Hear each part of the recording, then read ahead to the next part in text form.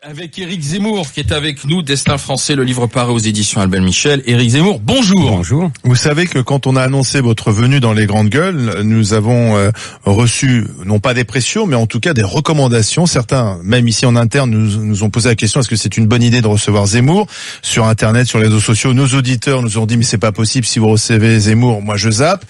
Et puis on voit bien sûr qu'il y a une pression médiatique. Absatou aussi, avec qui vous avez eu un échange pour le moins violent, réclame aujourd'hui votre interdiction sur les plateaux de télévision, relayée par le directeur de Libération, Laurent Geoffrin, relayée par des personnalités comme Audrey Pulvar. Vous êtes devenu, une fois de plus, j'ai envie de dire, parce que c'est à chaque promotion, vous êtes devenu une fois de plus l'homme qu'il ne faut plus inviter. Mais il faut qu'ils aillent plus loin, ces gens. Il faut que demander mon exil, que j'aille à Sainte-Hélène. On m'enferme, qu'on m'emmène, je sais pas, faire quelque chose, réinventer le goulag, le bagne de Cayenne, que je casse des cailloux, et tous ces gens, bien sûr, c'est au nom de la liberté. Vous savez, c'est la vieille phrase révolutionnaire de Saint-Just, hein, pas de liberté pour les ennemis de la liberté. C'est des gens qui sont, tous ces gens sont en fait les plus grands ennemis de la liberté, et évidemment, ils le font au nom de la liberté. C'est un classique révolutionnaire. Oui, parce que vous êtes allé trop loin, vous avez déjà été condamné, et qu'aujourd'hui, Éric Zemmour, quand il attaque une Française en disant que son prénom est une insulte à la France, ça dépasse les bornes, ça dépasse l'entendement, et vous êtes un attiseur de haine, Éric. Bon, écoutez, on va reprendre dans 2 minutes. Puisque maintenant c'est dans l'espace public. Attendez, je voulais juste que c'est pas moi qui ai révélé ça. Complètement. Attendez, je voulais juste vous préciser, pour ceux qui nous écoutent, que vous étiez invité dans les grandes gueules avant. Bien sûr. Voilà, bien juste sûr. c'était pour recadrer avant l'histoire d'Absatou. Vous étiez là pour votre livre dont on va parler. Absolument. Voilà, ceci étant dit, écoutez, je vous donne la parole. Il faut rappeler en 2 minutes ce qu'on ne rappelle jamais. D'abord, les faits, c'est elle qui la première, alors que je n'ai pas dit un mot encore. Ce n'est pas moi qui pose le sujet des prénoms. C'est pas moi qui c'est Thierry Ardisson.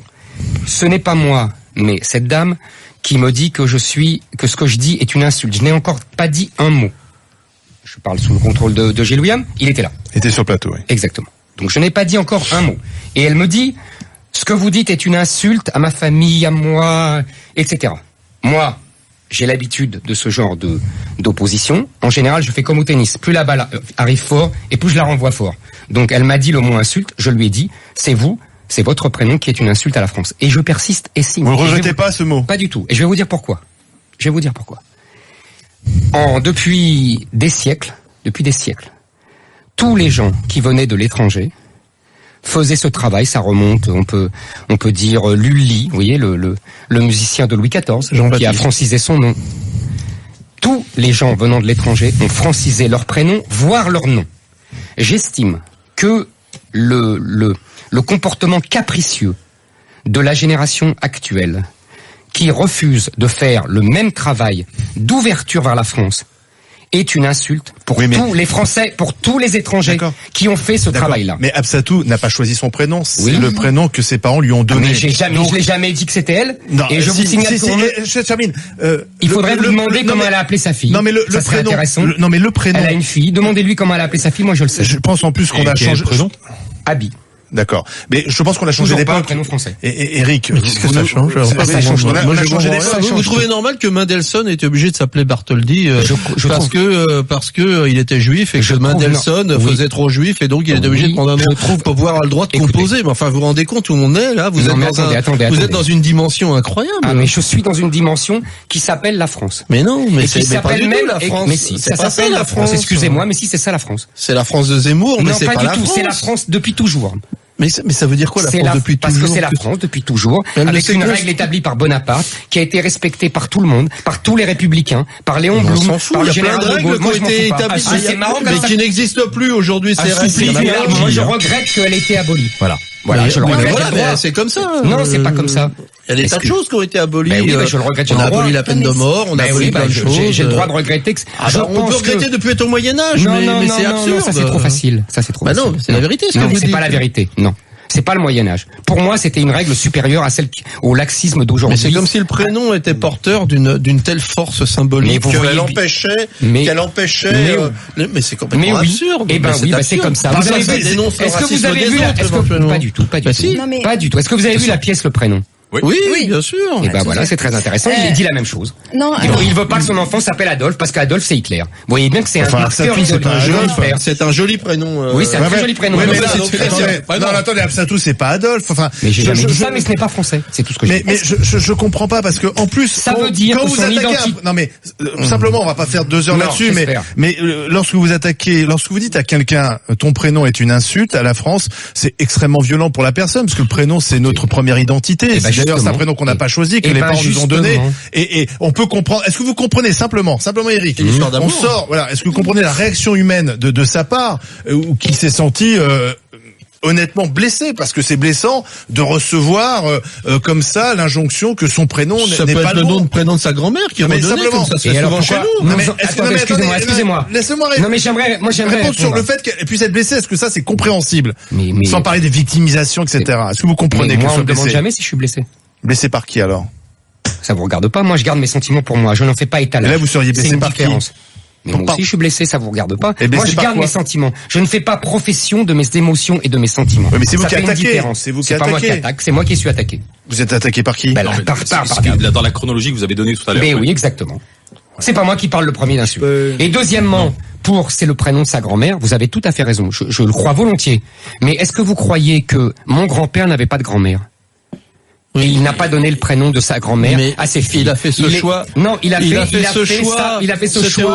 Ce choix parce qu'il aimait la France et qu'il voulait montrer que ses enfants rentraient dans la communauté française et ne restaient pas à l'extérieur. C'est son choix. Non, c'est pas son choix. Non, pas du tout. Il a tout à fait le droit de le faire. Il faut aussi dire très vite, mais on va pas faire 2 heures là-dessus sur le prénom. D'accord, mais je veux dire 2 choses. Moi, lors de ce débat, j'étais en opposition avec Zemmour. J'étais en opposition sur Pétain et Vichy, et j'étais en opposition sur l'histoire des prénoms. Et je suis toujours en opposition là-dessus. Zemmour, c'est le fils de Roger Icor. Roger Icor, c'était un écrivain. Il a eu le prix Nobel avec les eaux mêlées. Prix Goncourt avec les pardon. Il a eu le prix Goncourt avec les eaux mêlées, et il professait aux grandes dames de mon père, qui le considérait comme un juif honteux, il professait que les juifs devaient se conduire. C'est le débat en vérité entre l'assimilation. Exactement. C'est le débat. Et l'intégration. C'est le débat entre. C'est le débat entre l'assimilation et l'intégration. C'est un débat intellectuel et je ne comprends pas. Et je vous dis franchement. Et alors même que je suis en infraction complète avec lui là-dessus, je n'en comprends pas qu'on hystérise complètement le débat. Et je vous le dis franchement, le débat maintenant qui vient sur la façon de savoir si Zemmour doit être ou non privé d'antenne, alors là on me trouvera toujours à ce côté, et ça dépasse très largement la personnalité de Zemmour, parce que je peux pas accepter. Tu pourrais dire la même chose sur Dieudonné? Mais tu pourrais dire la même chose sur Dieudonné? Oui, moi je dis la même chose. Tu sais dire quoi? Tu dis Dieudonné doit être dans les plateaux? Même lors du débat, lorsque la conversation a roulé sur ces gens-là, j'ai dit, je suis un défenseur acharné de la liberté d'expression. Dieudonné, Eric. Moi, je suis pour la liberté d'expression aussi. Dans les limites de la loi. J'ai même fait des chroniques pour expliquer que dans les limites de la loi. On avait interdit les spectacles de Dieudonné. C'est un scandale. Ils ont tourné la jurisprudence. Est-ce qu'on peut encore débattre à partir du moment où on fait monter Roger Forisson sur scène? Est-ce que le débat intellectuel est toujours là? Et là, je parle de Dieudonné. On va pas parler de Dieudonné. Dans les limites. Mais non, mais c'est parce qu'on est sur la liberté d'expression. Allons-y. C'est un comique, ça n'a rien à voir. Non, mais dans les limites de la loi. Dans les limites de la loi. Ok. Moi, je vais pas rester. Enfin, les prénoms pour moi, c'est un épiphénomène par rapport au reste de votre livre. Mais je suis d'accord. Je voulais juste commencer par une question, parce que j'en ai d'autres, parce que vous êtes sur vos marottes, et vous avez une grosse marotte, ce sont les femmes. Mais on y reviendra. C'est pas une marotte. Nous reviendrons sur les femmes. Les Arabes, mais j'avais une question sur vraiment une des premières phrases qui est dans l'introduction et qui moi m'a vraiment saisi. C'est vous revenez sur votre enfance et vous dites, nous étions juifs à la maison, français au dehors. Et alors ça, justement, à la limite, j'en reviens un peu à ce que disait Gilles William. Ça, par contre, je ne comprends pas. Je comprends pas, parce que juif et français, ce sont pas deux identités incompatibles. Bien sûr. C'est pour ça que c'était très compatible, justement. Mais non, mais oui, alors ça voudrait dire quoi? Ça voudrait dire que quand on est dehors, on n'est jamais juif? Non. Ça veut dire que pour être français, il faut pas être juif? Que je me suis mal exprimé. Oui, parce que là, moi, si on met cette phrase-là, c'est très simple. En fait, vous allez comprendre, c'est très simple. Le judaïsme n'est pas comme le christianisme, ne repose pas sur la foi. Il repose sur une orthopraxie, c'est-à-dire sur des rituels, etc. Donc, et qui sont transmis de mère en par fille, le sang, par le sang, oui, par la mère, et aussi par la culture, par les rituels, les fêtes, etc. C'est tout. Donc, à la maison, on avait hérité ça de nos grands-parents qui étaient même très pratiquants et très croyants, et donc on gardait ça, et donc on faisait, c'est ce que j'ai appelé être juif. Ça veut dire à l'école aussi. Oui, à un moment, ça et à l'école aussi. C'est suivre des prescriptions, c'est-à-dire suivre des prescriptions religieuses à la maison.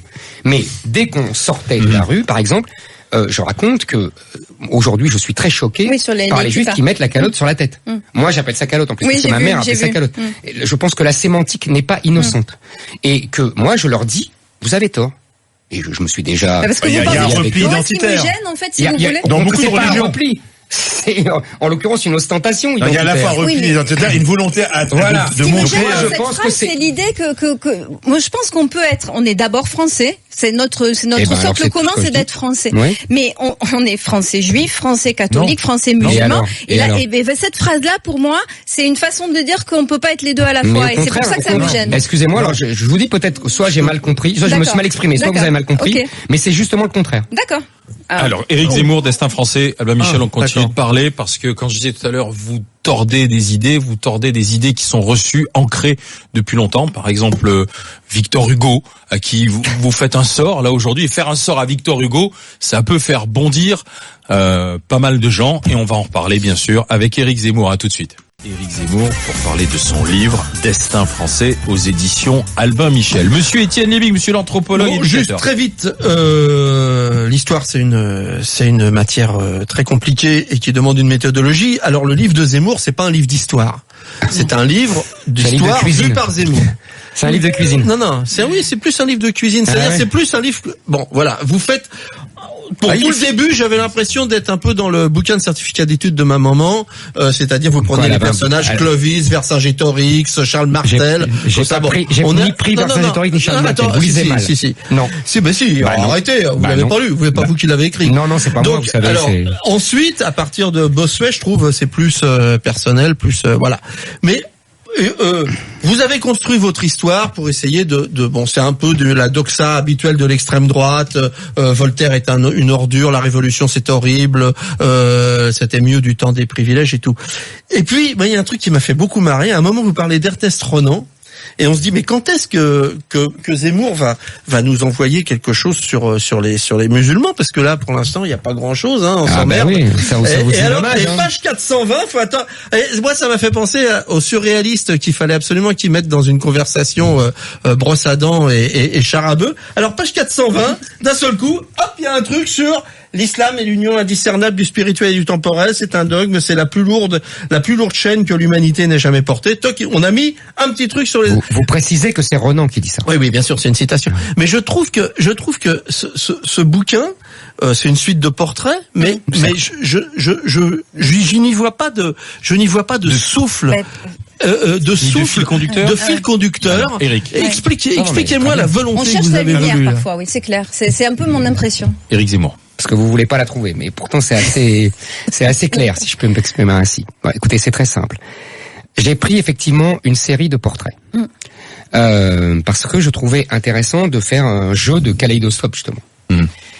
Ensuite, chaque portrait permet un aller-retour entre hier et aujourd'hui. Quand vous dites c'est pas un livre d'histoire, parce que j'y mets de moi, mais tous les historiens y mettent de. Ah non. Si. Non, mais il y a une méthodologie en histoire. Non, mais il y a une méthodologie en histoire, mais il y a. On met de la perspective. Il n'y a pas de perspective. Mais bien sûr qu'il y a de la perspective. Mais bien sûr aussi, c'est tout le contraire. Allez-y, Eric. Il y a de la perspective parce que je parle en permanence d'aujourd'hui. Je reviens en permanence entre hier et aujourd'hui. Ce que vous me reprochez, sans oser le dire, c'est qu'il y a une idéologie. Mais ça, tous les historiens ont une idéologie, que ça vous plaise ou non, et qu'ils dissimulent plus ou moins derrière une pseudo-science. Mais l'histoire n'est pas une science, c'est une science humaine. Donc c'est une idéologie. Et vous ne pouvez pas dire, c'est pas parce que je ne fais pas de la recherche historique. C'est pas la même chose. Ça, c'est sûr. Ben oui, mais moi je ne le prétends pas. Mais vous savez, il y a des grands modèles. Quand Tocqueville écrit l'Ancien Régime et la Révolution, il ne fait pas de recherche historique. En France, on a une des plus grandes écoles de l'histoire. Les annales, c'est quand même pas n'importe quoi. Mais les annales, c'est il y a 100 ans. Oui, c'est il y a 100 ans. Mais quel est le message? On va pas faire débat sur les historiens, mais quel est le message? C'est très simple. C'était mieux avant. Non, pardon, excusez-moi. Allez-y. Le message, il est simple, il est double. Le premier, c'est que la France a été forgée par le christianisme et par l'Église. C'est pour ça que quand monsieur dit, ça me rappelle le certificat d'études de ma grand-mère, bah oui, parce qu'à l'époque, on apprenait l'histoire de France. Ouais, les Gréco-Romains, quand même, vous le dites un petit peu. Les Gréco-Romains ont été christianisés. Oui, mais il reste pas grand-chose du christianisme. Non, mais excuse-moi, Étienne, et là, on enfonce une porte ouverte. Mais on le sait. Non, on n'enfonce pas une porte ouverte. On n'enfonce pas une porte ouverte puisque toute l'historiographie d'aujourd'hui, tous les historiens qu'admire monsieur, disent le contraire. Et trouvent tous les prétextes du monde pour faire commencer l'histoire de France avant ou après Clovis, le baptême de Clovis, tout ça. Et Jacques Le Goff, des gens comme ça, sont pas des gens qui font des pas une bataille historienne, c'est pas intéressant, Étienne. Je parle de l'historiographie d'aujourd'hui. Je parle pas de Jacques Le Goff, j'ai lu Jacques Le Goff. Donc je ne parle pas de ce monsieur est mort en plus. Donc arrêtez. Mais enfin c'est vrai, ça, on parle. Non mais c'est un vrai historien, c'est un historien. Évidemment, c'est un grand historien. D'accord. Okay. Mais vous savez, moi j'ai fait pas démarrer. J'ai passé ma vie à dire les c'est pas historiens. intéressant. Jacques Le Goff, un débat sur Jacques Le Goff, c'est pas intéressant. Donc ça c'est la première chose. Et ça a des conséquences. C'est-à-dire que je cite tout le temps la phrase de André Suarez, qui était un écrivain juif venu de Livourne, qui s'appelait André Suarez, et qui disait que les Français aillent ou non à l'église, ce peuple a l'évangile dans le sang. Ses plus grandes erreurs, c'est quand il met du sentiment dans la politique. Ça, c'est une première chose. Et pour moi, c'est un des fils rouges fondateurs de ce pays. Le deuxième fil rouge, c'est le retour éternel de la guerre civile.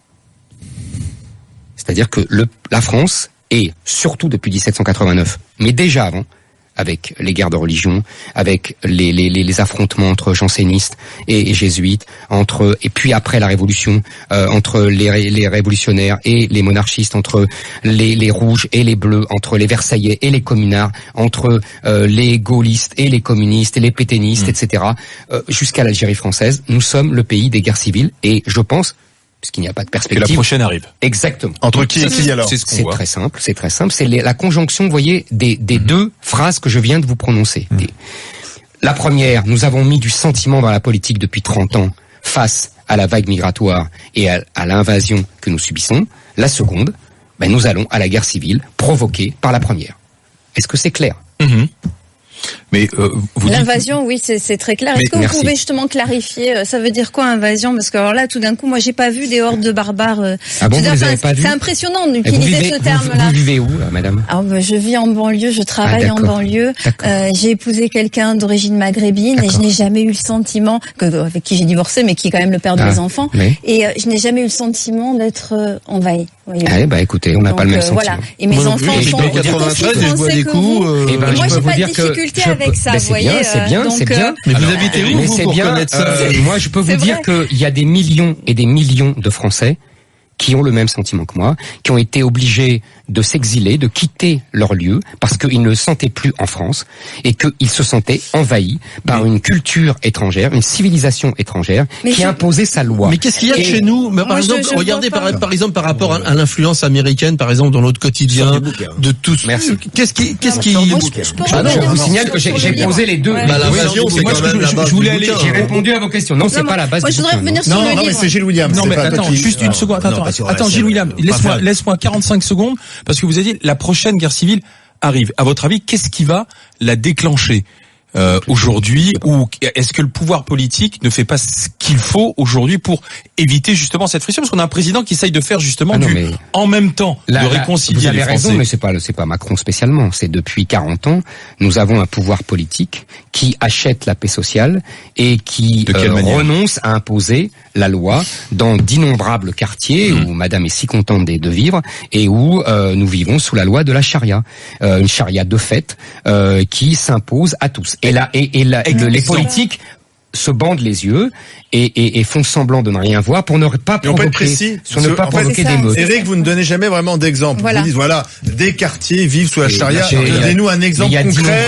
Qu'on aille sur place, vérifier. Vous allez sur place, écoutez, mais j'y suis sur place, moi. Tous les quartiers appelés de sécurité, etc. Qu'est-ce que c'est? Mais qu'est-ce que c'est d'autre? Non, mais il y a des endroits où effectivement. Mais la charia, vous voulez pas voir la réalité? C'est pas grave. Moi, je suis là pour parler de mon livre.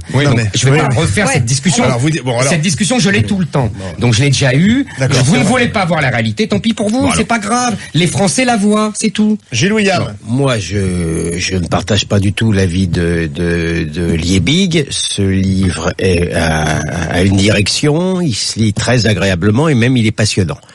Cela étant, je le disais tout à l'heure, je suis dans la dispute et je ne suis pas dans la fâcherie avec Zemmour, mais il y a deux chapitres avec lesquels je suis vraiment totalement en opposition et qui parlent de l'idéologie zemmourienne sur ce point que je ne partage pas. Et je pense, c'est pas pour te psychiatriser, mais je pense que tu vis dans une illusion. Ce sont les chapitres sur Pétain et Vichy. En gros, comme je l'ai dit, pour Zemmour, Pétain et De Gaulle, c'est kiff bourricot. C'est le glaive et le bouclier. Un vieux truc, hein.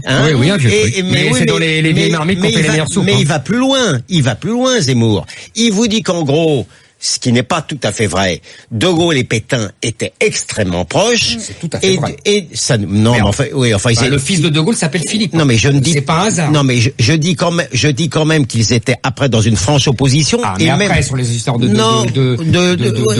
s'aimait plus, hein. Il s'aimait, et puis ce sont pas, mais ce que je veux dire, pour aller à l'essentiel.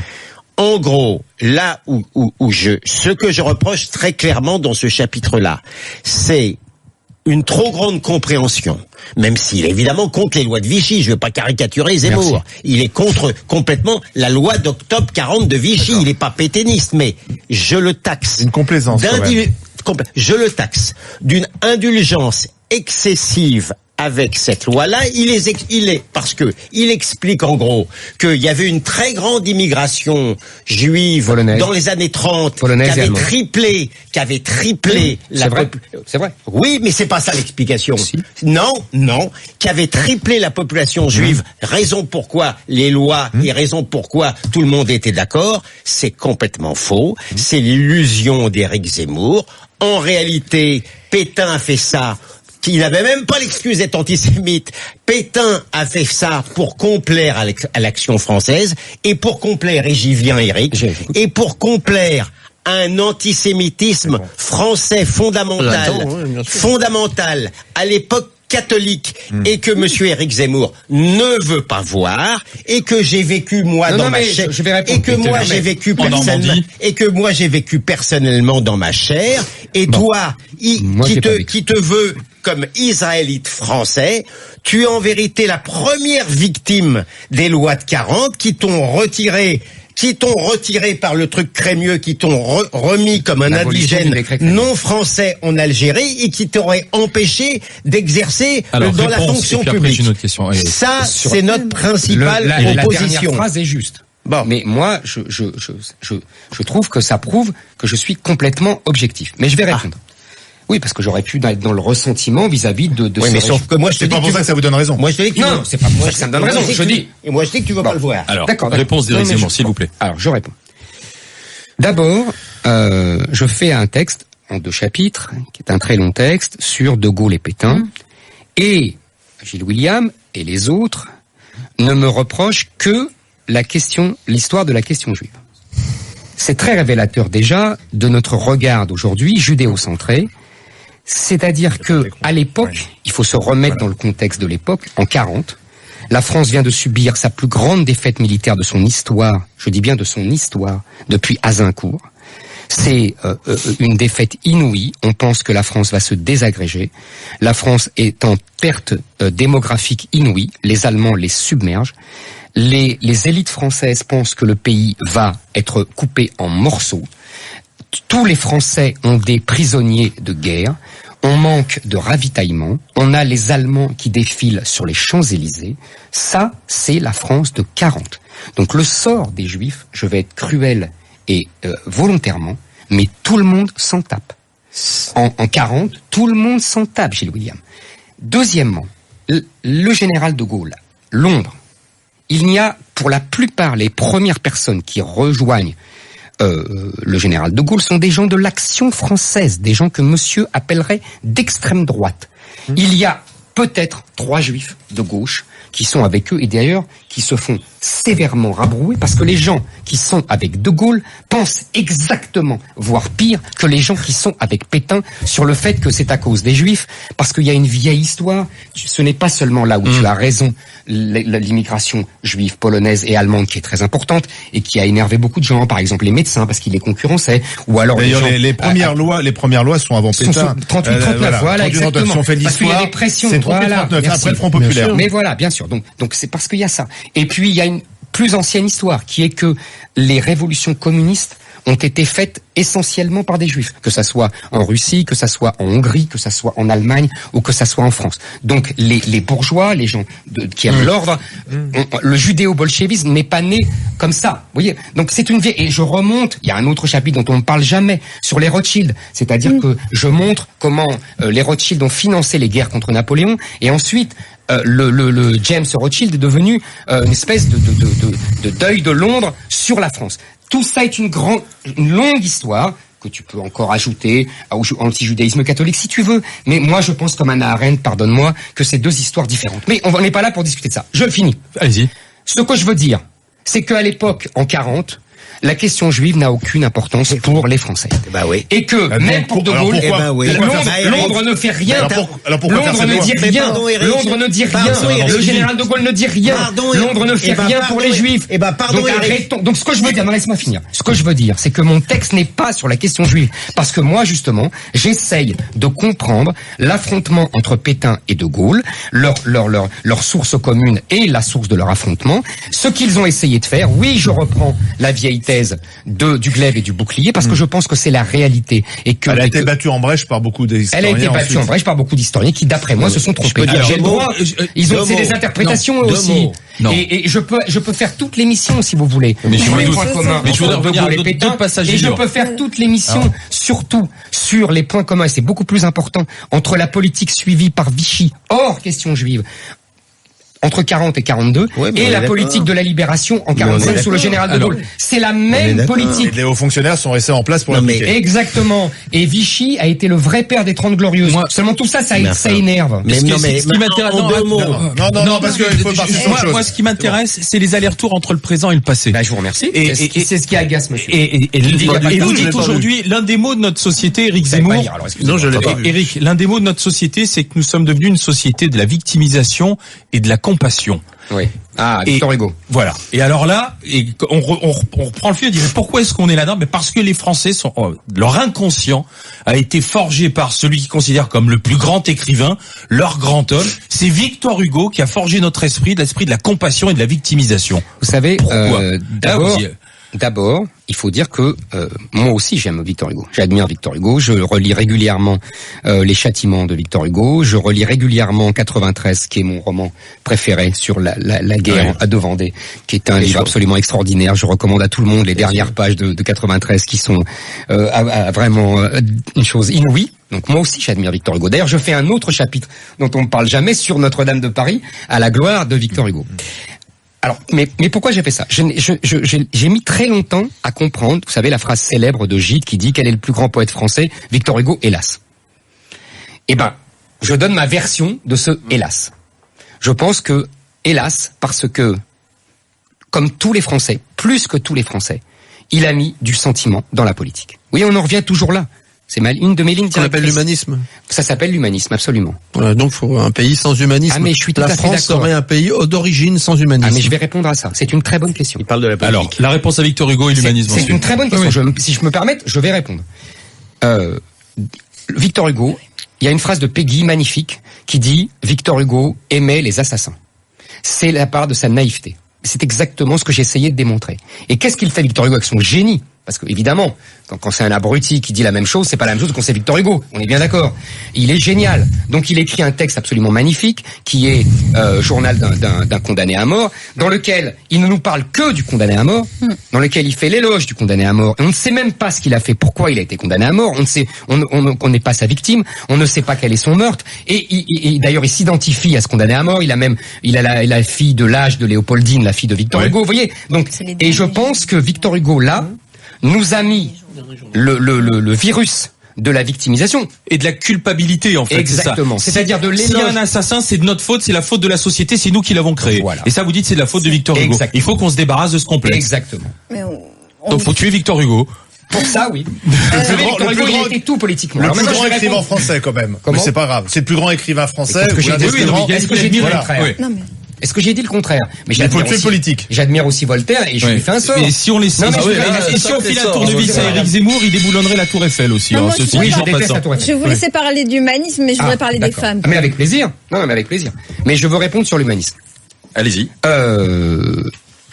C'est une très bonne question qui hante, d'après moi, la France depuis 1500 ans. C'est-à-dire que, quel est l'équilibre? Ça remonte au christianisme, puisque nous sommes un pays qui a l'évangile dans le sang, donc c'est normal.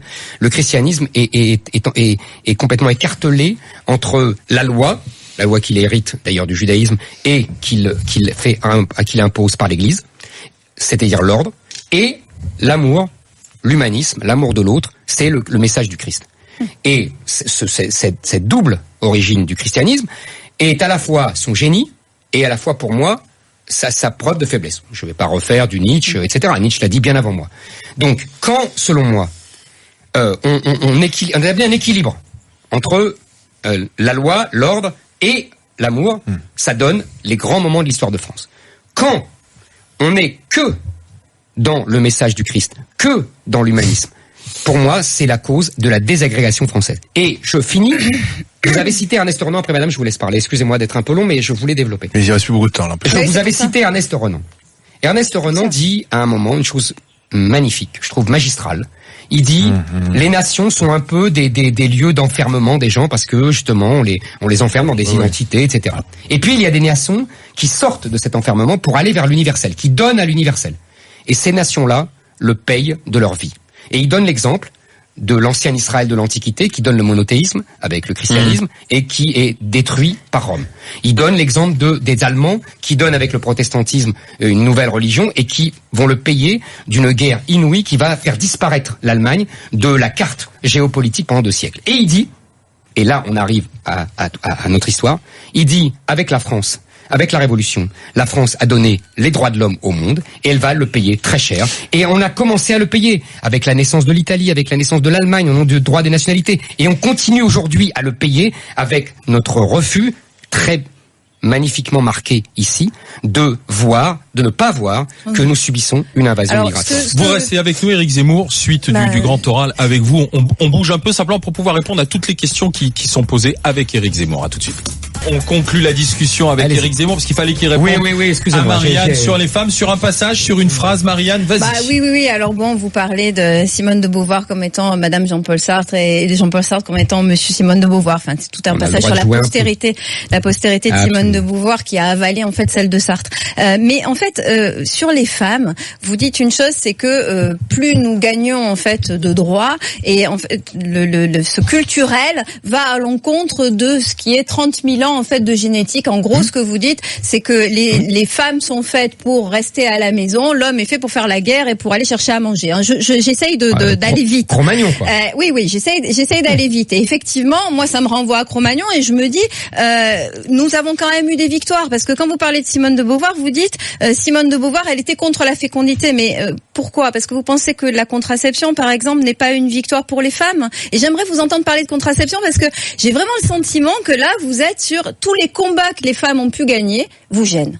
Donc j'aimerais que vous Simone de Beauvoir a tort. Vous êtes un moment. Elle a tort sur tout.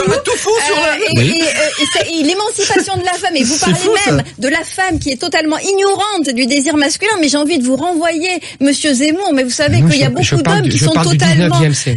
Oui, non, mais la façon dont vous présentez les choses, la femme devrait. Vous mélangez tout. Pardonnez-moi. Non. Je dis que Simone de Beauvoir. Vous avez vu que je ne prends pas que Simone de Beauvoir, je prends Madame de Staël, je prends Madame de Pompadour. Et j'ai posé une question sur la contraception et sur les droits acquis par les femmes. Ça vous gêne en fait? Vous savez, j'essaye de porter le niveau un peu plus haut. C'est-à-dire que pour moi, il n'y a pas de conquête, il n'y a pas de victoire. D'abord. La contraception n'est pas une victoire pour les femmes ni pour. D'abord, c'est une invention d'un homme, ça vous a pas échappé. Et alors? Donc, vous voyez, c'est donc quelle victoire sur qui? Sur les hommes qui ont inventé la contraception? Non mais et c'est pas une victoire sur qui les hommes sont ravis de la contraception. Sur une vie qui n'est pas dédiée. Mais ça a libéré les hommes. Lisez les textes du XVIIIe siècle. Alors quelles sont les conquêtes de la femme qui vous gênent en fait? C'est ça que je ne comprends pas dans votre démolition du féminisme. Mais rien ne me gêne. J'essaye d'analyser une situation. D'accord. J'essaye d'analyser une phrase qui est devenue un slogan et qui est la base du féminisme et qui est en fait empruntée d'ailleurs à l'existentialisme de Sartre et qui est on n'est pas femme, on le devient. Oui. Je pense. Tout ça, j'ai réussi à vous suivre. Jusque-là, je vous suis. Mais c'est une phrase qui est fondatrice. Vous êtes d'accord avec moi? Oui, mais c'est qu'une phrase. C'est pas qu'une phrase. Elle savait quand même qu'elle avait un utérus, parce qu'à un moment, vous la prenez vraiment pour une conne. Non, pas du tout. Pas du tout. Non, pas du tout. Je ne la prends pas du tout pour une conne. Je dis simplement que elle doit tout à Sartre. C'est pas la même chose. Je dis que pour moi, c'est exactement le contraire. On devient femme parce qu'on est né femme. Donc je pense qu'elle a tout faux. Mais je pense que, quand elle dit ça, elle synthétise avec le génie des Français pour les idées abstraites, très bien expliquées par Taine dans Origine de la France contemporaine, qui met à l'origine de la Révolution française, parce que tout ça, c'est la même histoire. Elle est exactement au carrefour de l'illusion moderne. Et je dis, comme vous l'avez très bien dit, effectivement, il y a une contradiction entre le culturel, c'est-à-dire ce qu'on demande, ce qu'on exige des femmes aujourd'hui, et avec leur gêne. C'était ça ma question. Rien ne me gêne. Est-ce que cela vous gêne qu'il y ait des femmes à des contradiction, postes de pouvoir? elle aboutit à quoi? Il n'y a pas de femme de pouvoir. Quand vous avez de nombreuses femmes dans la classe politique, le pouvoir n'est plus dans la politique. Il est passé ah oui, ça dans j'ai la, lu, dans la effectivement, finance. vous le dites à Mais un moment, oui, mais c'est historique. Vous dites que plus il y a de femmes, en fait, et exactement. moins il y a de... Il y a moins de pouvoir. Donc c'est comme ça. Donc en gros, elles poursuivent une chimère. Je veux très bien de poursuivre des chimères. Mais quelle chimère? C'est mieux que de poursuivre une poêle à frire. Oui, si vous voulez. Quelle chimère? De l'identité au lieu de l'égalité. Les chimères de l'égalité, les chimères de la liberté, ça n'existe pas, tout ça. Mais même pas. Mais non, tout ça, c'est des chimères idéologiques. Et je rappelle des choses qui déplaisent, c'est-à-dire que la Révolution française s'est faite contre le pouvoir des femmes, que le pouvoir des femmes était tellement fort au XVIIIe siècle, incarné par Madame de Pompadour, puis par Marie-Antoinette, que les révolutionnaires se sont érigés contre le pouvoir des femmes, et que tous les observateurs étrangers notent que c'est le grand fait de la Révolution française, c'est d'avoir abattu le pouvoir des femmes qui était dominant en France au XVIIIe siècle, et à qui on a accrédité l'écroulement de la monarchie, la défaite étrangère face aux troupes prussiennes, etc. Marie-Antoinette et Madame Pompadour, c'était pas les femmes. Elle a le dollar, quand même. Excusez-moi, à l'époque, il y a quelques hommes aussi à la cour. Les paysans n'ont pas plus de pouvoir que leurs femmes. Merci Éric Zemmour, Destin français, c'est à lire. Merci, venu en direct. Dans les GG, dans les grandes gueules. Il n'y a pas de coupe. Le livre est aux éditions Albin Michel. Merci d'être venu discuter et débattre avec nous.